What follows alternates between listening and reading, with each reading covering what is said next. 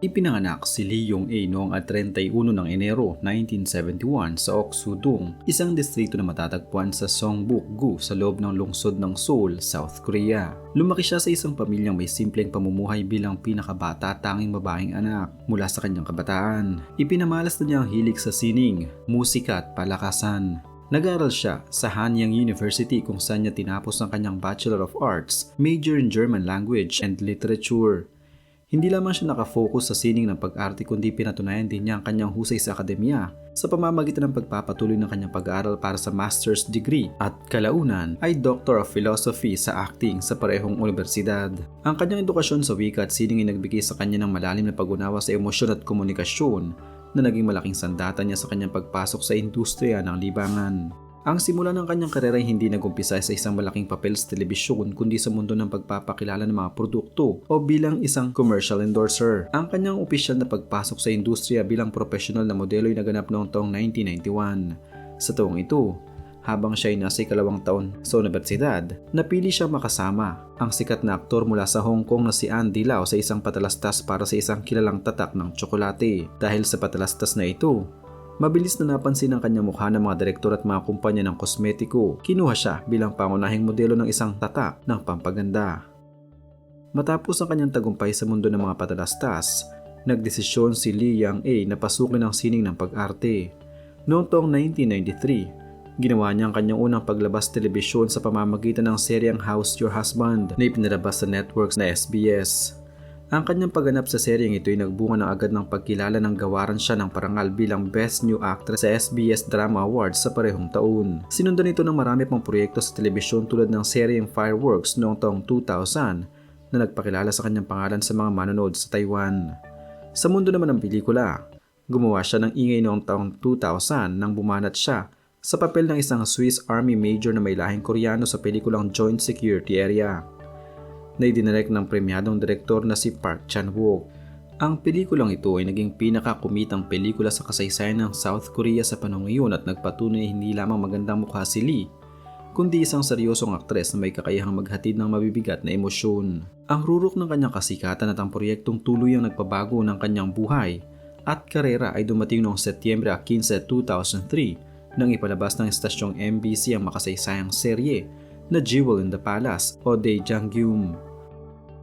Ang seryeng ito ay umabot sa 54 na serye at nagtapos noong Marso 23, 2004. Ang kwento ay batay sa totoong buhay ng isang babae sa kasaysayan ng dinastiyang Joseon na nagsimula bilang isang mababang tagapagluto sa kusina ng palasyo at sa pamamagitan ng kanyang sipag at talino sa medisina ay naging kauna-unahang babaeng manggagamot ng hari.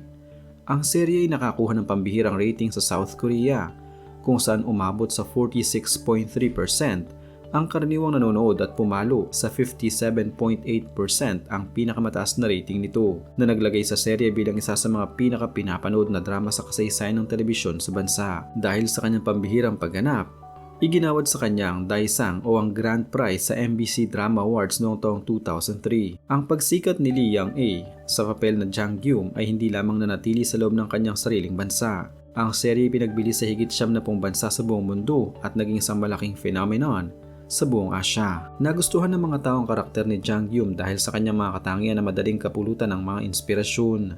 Si Jang-gyum ay pinakita bilang isang tauhan na hindi sumusuko sa kabila ng matitinding pagsubok, pangapi at paninira ng mga kalaban sa loob ng palasyo. Ang kanyang dedikasyon sa pag-aaral ng mga tradisyonal na lutuin at natural na lunas para sa mga may sakit ay nagpakita ng puso ng isang tunay na lingkod. Ang pagiging matatag, mapagpakumbaba at matalino ng karakter ay naging dahilan upang hangaan siya ng mga manonood na pagod na sa mga tipikal na karakter na laging nangangailangan ng tagapagligtas. Sa Pilipinas, ang Jewel in the Palace ay nagsimulang ipalabas noong 7 ng Nobyembre 2005 sa primetime block ng GMA Network. Ito ang kauna-unahang Korean period drama o makasaysayang serye mula sa Korea na ipinalabas sa telebisyong Pilipino. Ang serye naging isang napakalaking tagumpay sa unang bahagi ng taong 2006 kung saan ang bawat gabi ng pagpapalabas nito ay inaabangan ng mga pamilyang Pilipino. Upang mas maging malapit sa puso ng mga Pinoy, nilapatan ito ng mga lokal na bersyon ng mga kanta. Ang pangunahing tema ay ang pag-awit ni Faith Cunet sa muling binuhay na kantang Pangarap na Bituin habang kasama rin sa soundtrack ang kantang Alipin ng bandang Shamrock. Ang serye opisyal na nagtapos sa Pilipinas noong 16 ng Hunyo 2006. Napamahal si Lee Yong-a sa mga Pilipino dahil ang kwento ni Jang Geum ay sumasalamin sa mga pagpapahalaga at kulturang Pinoy. Sa kabila ng kanyang malinis na imahe at malaking tagumpay, hindi naging ligtas si Lee Yong-a sa mga issue at kontrobersiya na sumubok sa kanyang katatagan sa totoong buhay. Isa sa mga pinakamalaking usapin na lumabas sa mga lehitimong balita ay ang kanyang mga legal na laban sa mga maling impormasyon.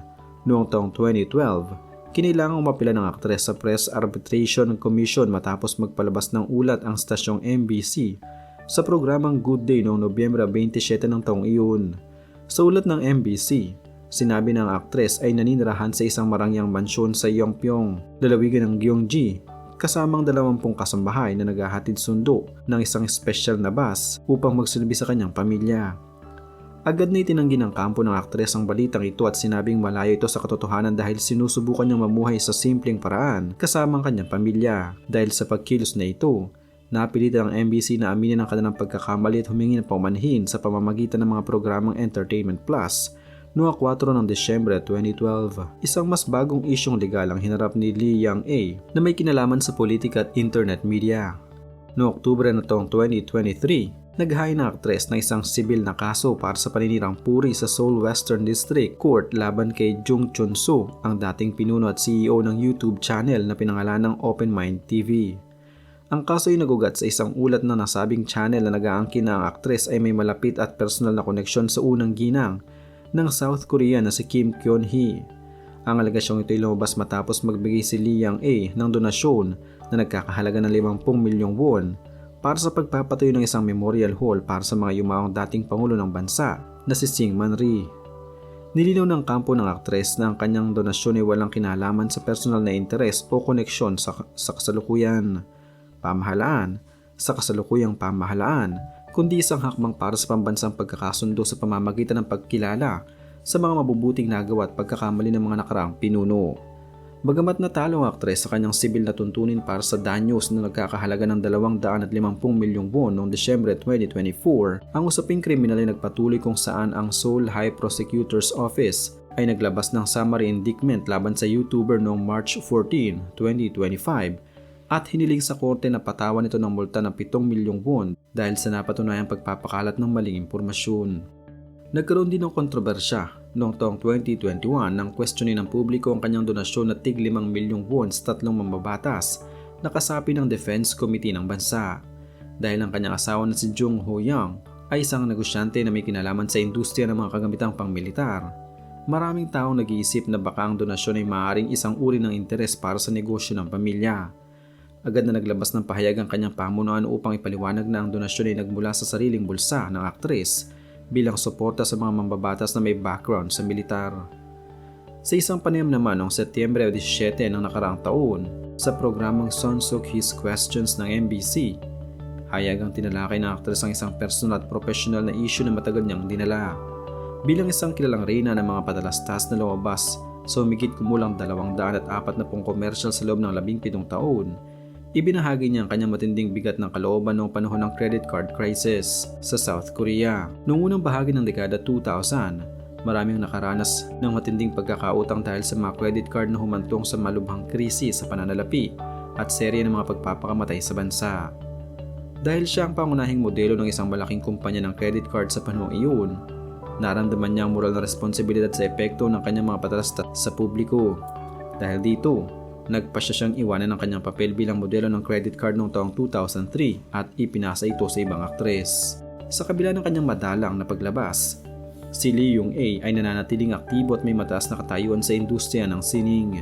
Noong taong 2017, ginawa niya ang kanyang pagbabalik sa telebisyon sa pamamagitan ng makasaysayang serye na Saimdang Memoir of Colors, kung saan ginampanan niya ang tanyag na taga-guhit at makata sa kasaysayan ng Korea. Bukod sa pag-arte, patuloy siyang kinikilala bilang isang icon ng estilo at moda.